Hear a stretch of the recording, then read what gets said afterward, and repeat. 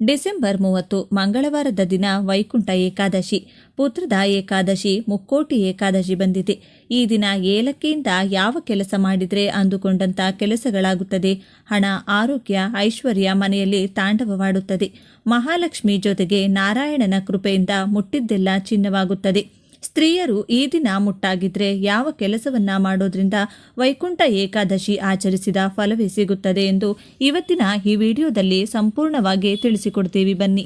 Vaikuntha ಏಕಾದಶಿಯ ತಿಥಿಯು December 30ನೇ ತಾರೀಕು ಬೆಳಿಗ್ಗೆ 7:50 ಆರಂಭವಾಗಿ 31ನೇ ತಾರೀಕು ಅಂದರೆ ಬುಧವಾರದ ದಿನ ಬೆಳಗಿನ ಜಾವ 5 ಗಂಟೆಗೆ ಮುಕ್ತಾಯವಾಗುತ್ತದೆ. ಧನುರ್ಮಾಸದಲ್ಲಿ ಬರುವಂತಹ ಶುದ್ಧ ಏಕಾದಶಿ ತಿಥಿಯನ್ನ ವೈಕುಂಠ ಏಕಾದಶಿ ಅಥವಾ ಮುಕ್ಕೋಟಿ ಏಕಾದಶಿ ಎಂಬ ಹೆಸರಿನಿಂದ ಕರೆಯುತ್ತಾರೆ. ಯಾರು ಈ ಒಂದು ಏಕಾದಶಿಯನ್ನ ನಿಯಮ, ನಿಷ್ಠೆ, ಭಕ್ತಿಯಿಂದ ಉಪವಾಸ ಸಂಕಲ್ಪಪೂರ್ವಕವಾಗಿ ಆಚರಿಸುತ್ತಾರೋ ಅವರಿಗೆ ವರ್ಷ ಪೂರ್ತಿ ಬರುವಂತ ಎಲ್ಲ ಏಕಾದಶಿಯನ್ನು ಆಚರಿಸಿದ ಫಲದೊಂದಿಗೆ ಪುಣ್ಯಫಲ ಹಾಗೂ ಮುಕ್ತಿ ದೊರೆಯುತ್ತದೆ. ಈ ಏಕಾದಶಿಯ ದಿನ ಉಪವಾಸವಿದ್ರೆ 3 ಕೋಟಿ ಏಕಾದಶಿಯ ದಿನ ಉಪವಾಸ ಇದ್ದಂತಹ ಫಲ ಪ್ರಾಪ್ತಿಯಾಗುತ್ತದೆ. ಈ ದಿನ ನೀವು ಕೂಡ ಅನ್ನವನ್ನ ಸೇವಿಸಬಾರದು, ಯಾರಿಗೂ ಅನ್ನವನ್ನ ನೀಡಬಾರದು. ಅನ್ನದಲ್ಲಿ ಏಕಾದಶಿಯ ಯಾವ ಮುರಾಸುರ ಎಂಬ ರಕ್ಷಾಸುರರು ಇರುತ್ತಾನೆ. ಈ ಮುಕ್ಕೋಟಿ ಏಕಾದಶಿಯ ದಿನದಂದು ಸಾಕ್ಷಾತ್ ಶ್ರೀ ಮಹಾವಿಷ್ಣುವು ಶ್ರೀದೇವಿ ಭೂದೇವಿ ಸಮೇತ ಗರುಡ ವಾಹನದ ಮೇಲೆ ವೈಕುಂಠದಲ್ಲಿ ಉತ್ತರ ದ್ವಾರದ ಮೂಲಕ ದರ್ಶನ ನೀಡುತ್ತಾನೆ.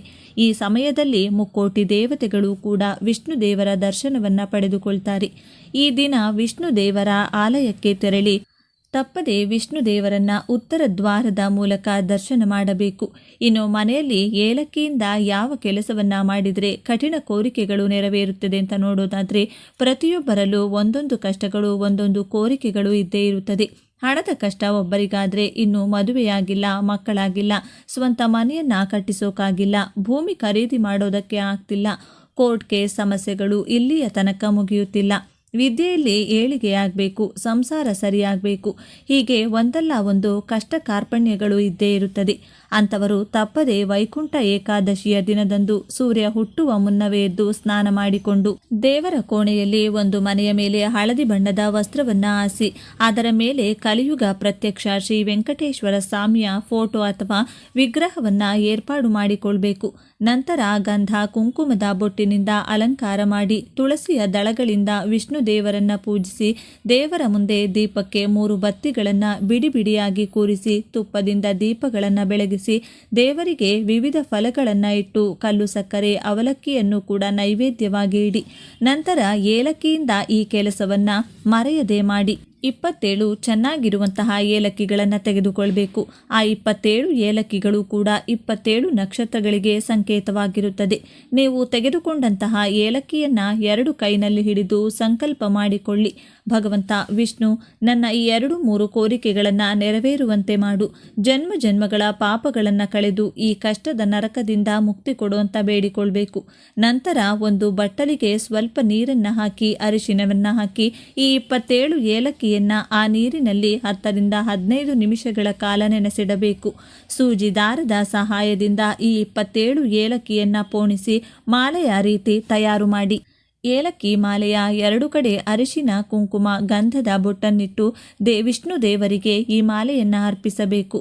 ಒಂದೊಂದು ಏಲಕ್ಕಿಯನ್ನು ನೀವು ನಿಮ್ಮ ಕೈನಿಂದ ಪೋಣಿಸುವಾಗ ನಾರಾಯಣ ನಾರಾಯಣ ಎಂದು ಹೇಳಿಕೊಳ್ಳುತ್ತಿರಬೇಕು. ಮಾಲೆಯನ್ನ ಅರ್ಪಿಸಿದ ನಂತರ ವಿಷ್ಣು ಸಹಸ್ರನಾಮ ಕೇಳಿ ಅಥವಾ ಪಾರಾಯಣ ಮಾಡಿ ತುಳಸಿ ದಳಗಳನ್ನು ಒಂದೊಂದೇ ವಿಷ್ಣು ದೇವರ ಪಾದದ ಮುಂದೆ ಇಡುತ್ತಾ ಸಂಪೂರ್ಣ ಗಮನವನ್ನ ವಿಷ್ಣು ದೇವರ ಕಡೆ ಕೊಡುತ್ತಾ ಭಕ್ತಿಯಿಂದ ಬೇಡಿಕೊಳ್ಳಿ. ವೈಕುಂಠ ಏಕಾದಶಿ ದಿನ ಯಾರು 27 ಏಲಕ್ಕಿಗಳ ವಿಶೇಷ ಮಾಲೆಯನ್ನ ತಮ್ಮ ಕೈನಿಂದ ತಯಾರಿಸಿ ಈ ವಿಧವಾಗಿ ಅರ್ಪಿಸುತ್ತಾರೋ ಅವರ ಕಷ್ಟಗಳೆಲ್ಲ ಮಂಜಿನಂತೆ ಕರಗುತ್ತದೆ. ಅವರು ಅಂದುಕೊಂಡಂತಹ ಮನೆ, ಭೂಮಿ, ಸಂತಾನ, ವಧುವರ, ವಿದ್ಯೆ, ಉದ್ಯೋಗ ಸಮಸ್ಯೆಗಳು ದೂರವಾಗಿ ಅದೃಷ್ಟ ಪ್ರಾಪ್ತಿಯಾಗುತ್ತದೆ.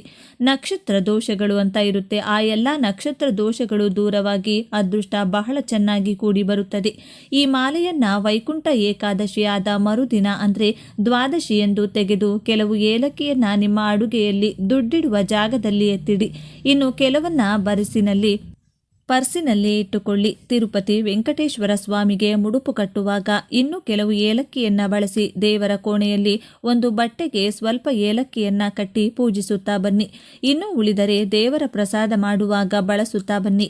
ವೈಕುಂಠ ಏಕಾದಶಿಯ ದಿನ ಉಪವಾಸವಿದ್ರೆ ವರ್ಷದ ಎಲ್ಲ ಏಕಾದಶಿ ಉಪವಾಸ ಇದ್ದ ಫಲ ಪ್ರಾಪ್ತಿಯಾಗುತ್ತದೆ.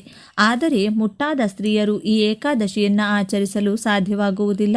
ಕೆಲವು ಪುರುಷರು ಕೂಡ ಈ ಏಕಾದಶಿಯನ್ನ ಆಚರಿಸಲು ತುಂಬಾ ಉತ್ಸಾಹಿಗಳಾಗಿರುತ್ತಾರೆ. ಆದರೆ ಕಾರಣಗಳಿಂದ ಈ ಏಕಾದಶಿ ಆಚರಿಸಲು ಸಾಧ್ಯವಾಗದಿದ್ದವರು ಅದರ ಫಲ ನಿಮಗೆ ಸಿಗಬೇಕು ಅಂದರೆ ಯಾರಾದರೂ ಬ್ರಾಹ್ಮಣರಿಗೆ ನಿಮ್ಮ ಪರವಾಗಿ ನಿಮ್ಮ ಹೆಸರನ್ನ ಹೇಳಿಕೊಳ್ಳುತ್ತಾ ವೈಕುಂಠ ಏಕಾದಶಿ ಆಚರಿಸಿ ಅಂತ ಅವರಿಗೆ ದವಸ ಧಾನ್ಯ, ಹಣ್ಣು ಹಂಪಲು, ದಕ್ಷಿಣೆಯನ್ನ ನೀಡಬೇಕು.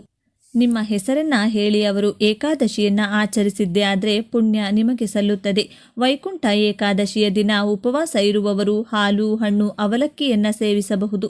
ಚಿಕ್ಕ ಮಕ್ಕಳು, ಅನಾರೋಗ್ಯ ಇರುವವರು, ವೃದ್ಧರು ಉಪವಾಸ ಇರದೆ ವಿಷ್ಣು ದರ್ಶನ ಹಾಗೂ ನಾಮಸ್ಮರಣೆಯನ್ನ ಮಾಡಬಹುದು.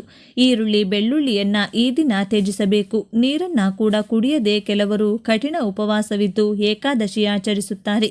ಶಕ್ತಿ ಇದ್ದರೆ ಹೀಗೆ ಮಾಡಿ, ಇಲ್ಲ ಶಕ್ತಿ ಇಲ್ಲ, ನಮ್ಮ ಕೈನಲ್ಲಿ ಆಗೋದಿಲ್ಲ ಅಂದ್ರೆ ಮೇಲೆ ತಿಳಿಸಿದ ಹಾಗೆ ಹಾಲು, ಹಣ್ಣು, ರವೆಯ ಪದಾರ್ಥಗಳು, ಅವಲಕ್ಕಿಯನ್ನ ತೆಗೆದುಕೊಂಡು ವೈಕುಂಠ ಏಕಾದಶಿಯನ್ನ ಆಚರಿಸಿ. ಏಕಾದಶಿಯ ಬಗೆಗಿನ ಈ ವಿಶೇಷ ಮಾಹಿತಿ ನಿಮಗೆ ಇಷ್ಟವಾದರೆ ತಪ್ಪದೆ ಓಂ ನಮೋ ನಾರಾಯಣಾಯ ಅಂತ ಬರೆದು ಈ ವಿಡಿಯೋವನ್ನು ಪ್ರತಿಯೊಬ್ಬರಿಗೂ ಕೂಡ ಶೇರ್ ಮಾಡಿ ತಿಳಿಸಿ. ಧನ್ಯವಾದಗಳು.